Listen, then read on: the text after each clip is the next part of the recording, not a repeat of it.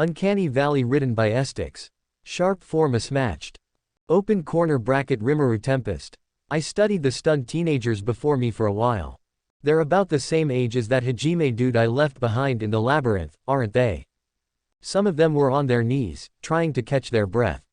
Others sit in complete silence, wide eyes, pale faces. A few had thrown up from the shock, and one was still sobbing into their hands. I didn't blame them. That monster was a nightmare, and they clearly weren't ready for it. The aftermath of the fight left more than just broken trees and scorched earth. It left fear, and most of it was aimed at me. They were terrified of the creature that nearly wiped them out. Sure, but also, maybe more than, of me. I mean, I did appear out of nowhere, casually dismantled something they couldn't even scratch, and looked no older than the rest of them doing it. Add the whole silver blue hair, golden eyes, mysterious energy thing with the whole black getup, and yeah. I probably came off more demon than savior. Not that I cared. Still, the silence was getting awkward.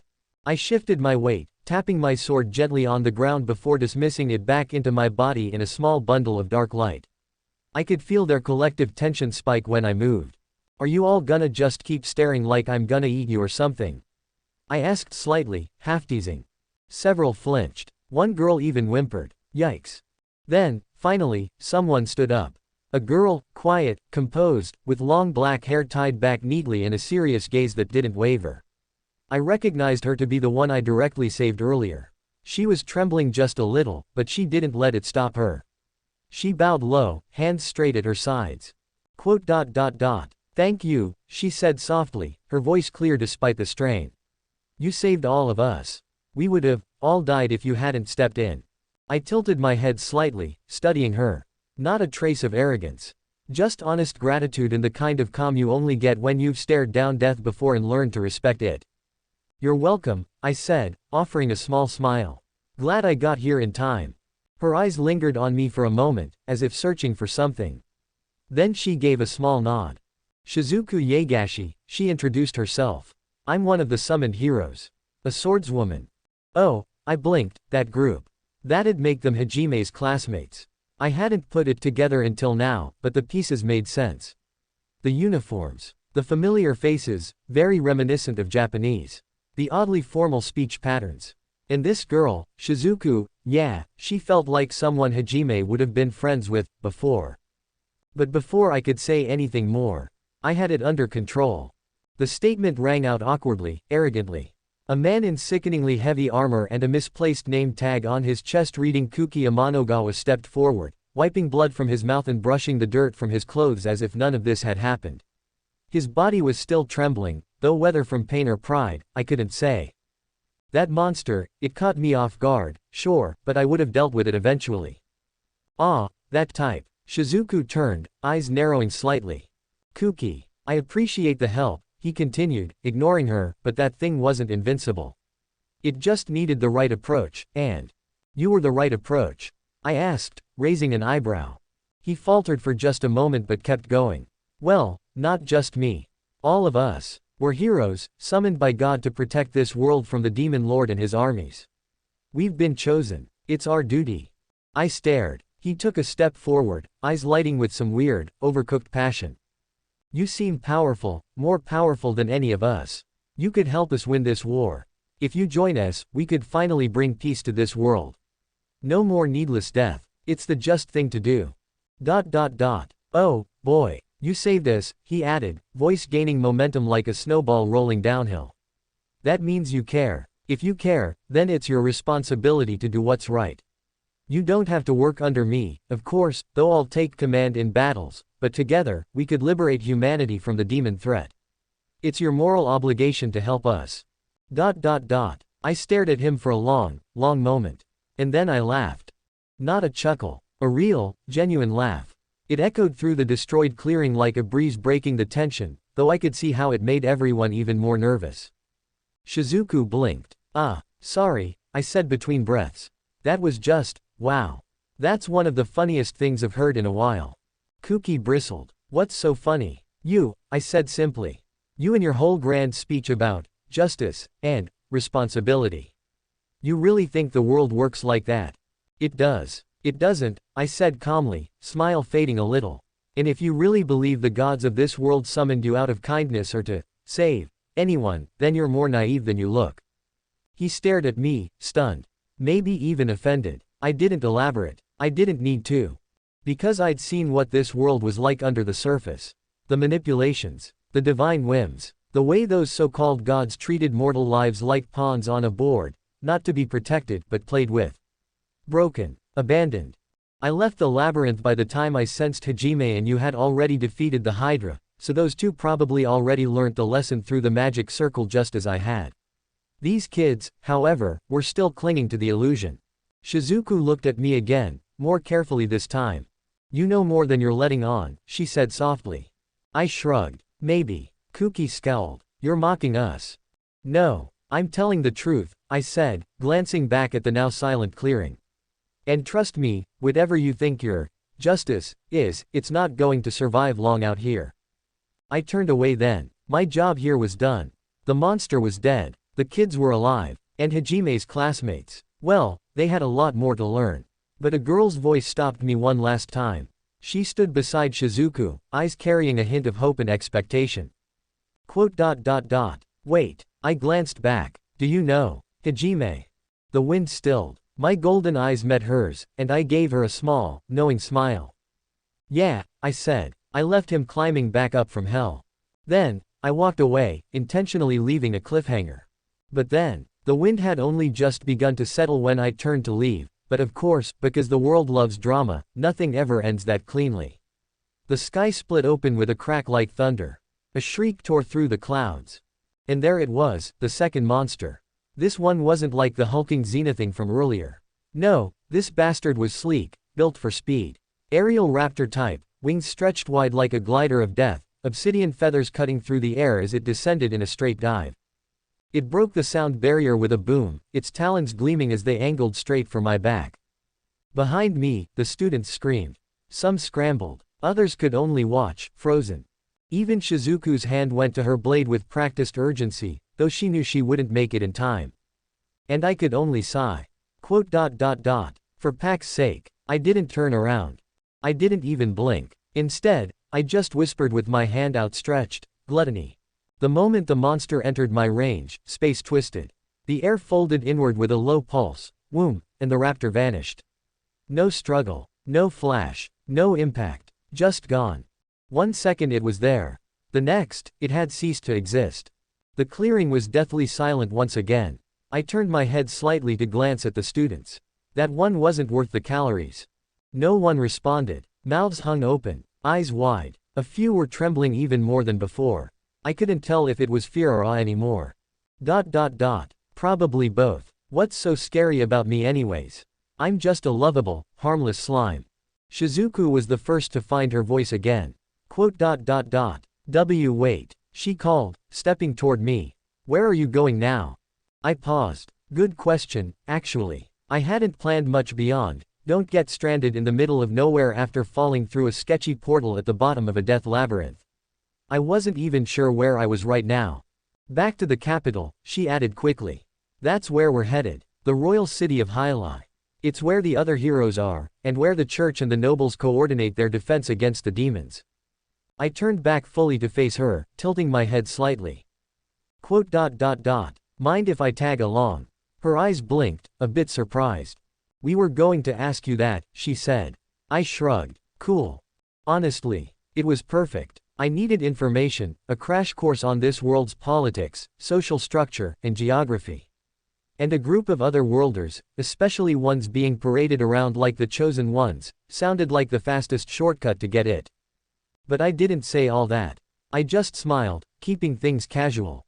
Lead the way, then. Shizuku gave a small smile back, relieved, maybe, and nodded. And just like that, the silence finally cracked. The rest of the students began to stir. A few glanced at each other. Some still avoided my gaze like I was a wild animal walking amongst them, but at least they were moving again. Kuki, to his credit, or maybe detriment, remained silent, though his jaw was tight. Maybe he was still trying to figure out what just happened. Maybe he didn't like the fact that someone stronger than him had appeared without warning, and refused to bend to his ideals. But I didn't care about his pride. This was survival. Adapt or die. Learn or be forgotten. I learned that the hard way. And if they were smart, they'd learn quickly. And so, the journey began. A mismatched group of summoned heroes, still licking their wounds and clinging to broken ideals. And me, a slime in human skin. A monster wrapped in a smile. Dot dot dot dot dot dot dot dot dot. Dot dot dot dot dot dot. Dot dot dot. The sun had started its slow descent, casting golden streaks across the grasslands as we took a short break by a shallow creek. The kids, still recovering mentally from the earlier chaos, sat in small clusters, eating quietly, patching wounds, or pretending not to steal glances at me. I was leaning against a tree, my arms behind my head, enjoying the breeze. After everything, it was nice to just enjoy the nature things. That's when I felt something soft press against my leg. I looked down. A white cat. Snowy fur, pristine and fluffy, with mismatched eyes, one amber, one green. It looked up at me, tilted its head, then pressed its face against my knee and purred loudly. I blinked. Where the hell did you come from? The cat meowed in response and, without hesitation, hopped into my lap like it had done this 100 times before. I paused for a moment, then reached out and ran my hand through its fur. Soft. Impossibly soft. It leaned into the strokes instantly.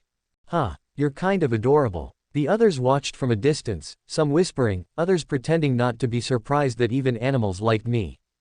I pulled out some leftover venison I had preserved from the deer I'd taken down earlier for lunch. The cat's nose twitched and it perked up immediately, eyes wide. You want this? A short meow answered me. I held a strip out, and it gently took it from my fingers, chewing contentedly. I smirked. Got a name? It didn't answer, of course. Just purred louder, curling up tighter in my lap. Fine, I'll name you then. I looked at the soft fur, the gentle nature, the odd color of its eyes. It had a strange charm, calm, but with a quiet, eerie awareness. Kind of reminded me of someone reliable. Loyal. A memory surfaced of a massive wolf bounding to my side on command. Ranga, I glanced back down at the cat. You're kinda like him, but smaller. Softer. Daisy, I said after a beat. Yeah, you look like a daisy. In honor of John Wick's dog. The cat meowed again. I took that as approval. All right, Daisy it is. When we got up to leave, I thought it would wander off. But instead, it followed me. Step for step, tail up, walking like it had always belonged beside me. Shizuku raised an eyebrow. Is that cat yours now? I nodded. Apparently. Right. Kuki looked vaguely offended by how easily the thing had attached to me. I didn't care. Come on, Daisy, I said casually as we resumed our march across the plains. Let's see what this world has to offer. The cat padded along at my side. And just like that, I had a new companion. Small, soft, loyal, and maybe just a little bit magical. Who knows? Report. That is highly unlikely. I wouldn't be too sure. This world was weird like that. Fleur-de-lis. Open corner bracket Shizuku Yagashi. It all happened so fast.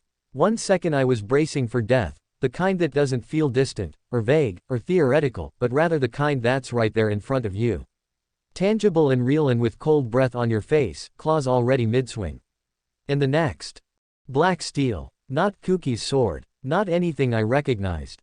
It intercepted the blow meant for me, and for a second, all I could do was stare at it. At the blur that moved faster than I could follow. At the figure standing between me and that nightmare. And on God, he couldn't have been older than 14. Silvery blue hair shimmered under the broken clouds above, strands catching the light like glass threads.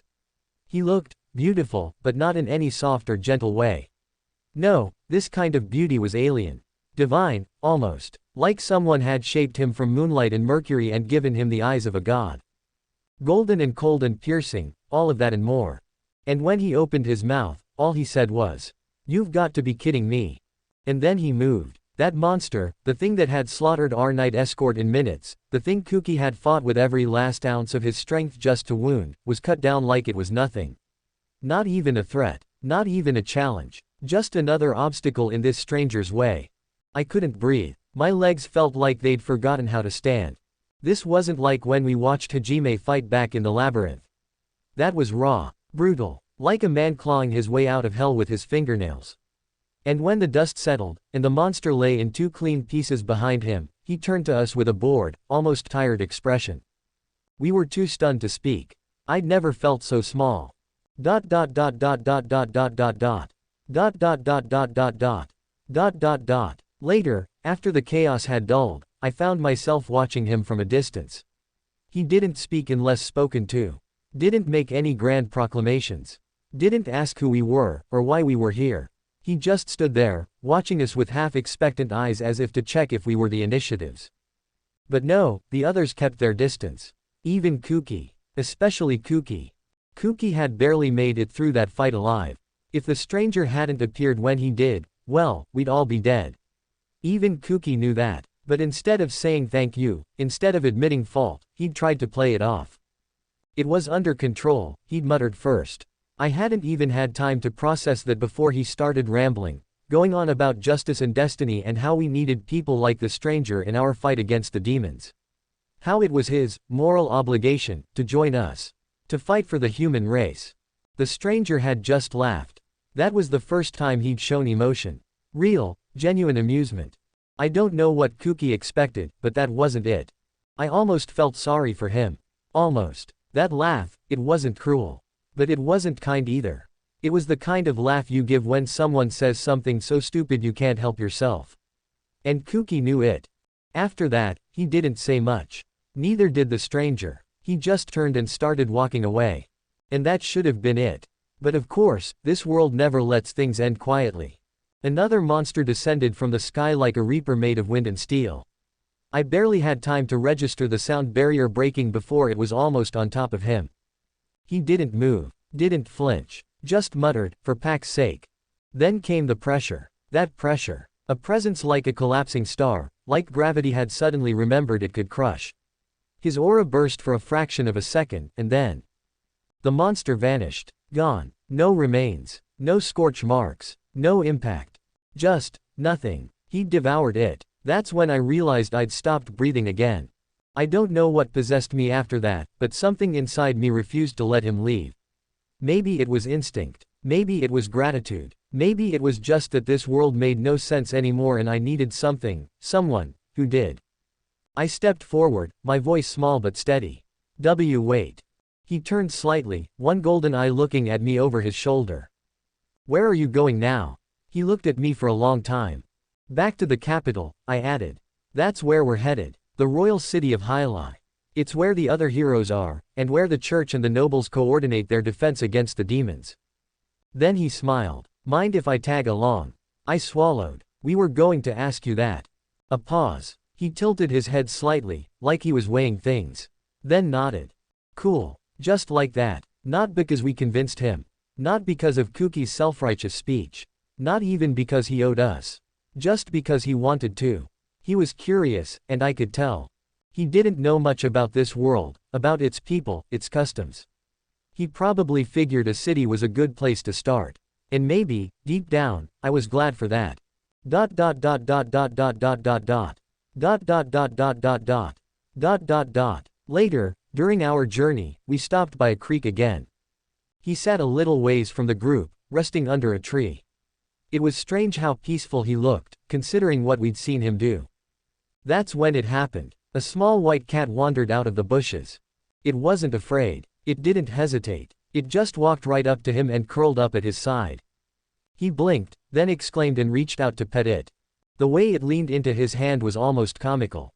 I swear it purred louder than a behemoth's growl. He shared some of his food with it. Bits of venison from a deer he'd killed earlier. The cat ate eagerly, tail swishing. We all watched, silent. A monster in human skin, capable of terrifying power, petting a cat. It was kind of funny. Kind of disarming. Kind of sweet. When we got up to leave, the cat followed him, trotting along like it had found its place. Is that cat yours now? I asked before I could stop myself. He looked down at it. Then at me. Then back at it. Apparently, he said with a shrug. What's its name? I found myself asking again. He paused. Quote dot dot dot. Daisy. The cat meowed in approval. He smiled, just a little. And just like that, the strongest creature I'd ever seen casually adopted a fluffy white cat on our way to the capital. Because of course he did. And somehow, that felt like the most normal thing that had happened all day.